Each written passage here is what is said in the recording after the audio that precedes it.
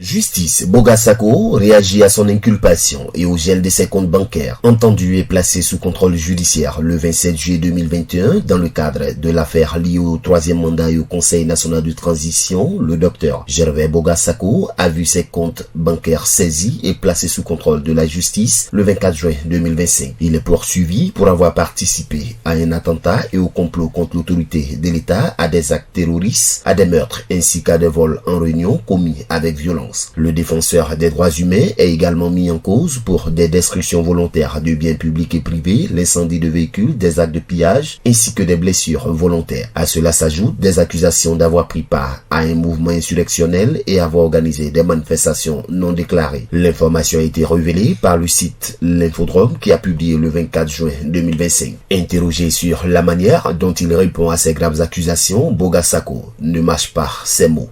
Merci. Je suis vraiment choqué. Je suis choqué de cette ordonnance prise par monsieur le juge d'instruction. Choqué parce que je n'ai jamais été terroriste. J'ai jamais géré aucun compte. Je ne suis qu'un fonctionnaire. Je suis vraiment choqué.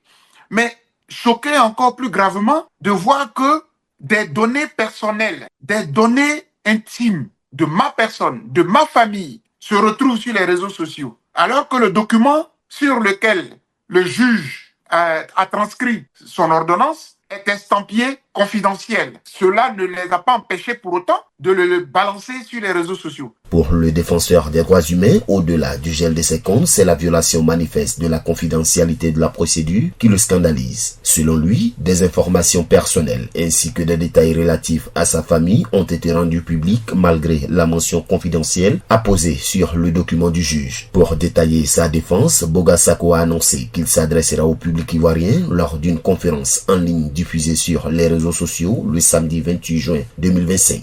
Et donc, je veux dire, le samedi 28, c'est là que j'aurai à parler. Je demande aux Ivoiriens de se mobiliser pour que nous puissions parler de la Côte d'Ivoire, ce qu'elle est devenue. Où un enseignant-chercheur, un penseur, un intellectuel est poursuivi pour terrorisme alors que j'étais en exil. Je n'étais même pas en Côte d'Ivoire lorsque se déroulait l'élection de 2020. Parce qu'à la vérité, chez Jacques Roger, ce qui est vrai, c'est que ce sont les chefs d'accusation de 2021 là, de 27 juillet 2021 là, qui a été dévoilé aujourd'hui, assorti d'une nouvelle ordonnance gelant mes comptes bancaires. Mais ça, c'est peine perdue. Cette affaire intervient à quelques mois de l'élection présidentielle d'octobre 2025 dans un climat où la scène politico-judiciaire devient de plus en plus sensible. Les derniers mois ont été marqués par des procédures visant des figures de la société civile ainsi que des opposants, tandis que les tensions s'accentuent entre le Rassemblement des Ifouettistes pour la démocratie et la paix RHDP, parti au pouvoir, et l'opposition, notamment le Parti démocratique de Côte d'Ivoire, Rassemblement démocratique africain PDCI, le Parti des peuples africains Côte d'Ivoire PPACI, ainsi que les organisations telles que la Fondation internationale pour l'observation et la surveillance des droits de l'homme et de la vie pacifique FIDOP.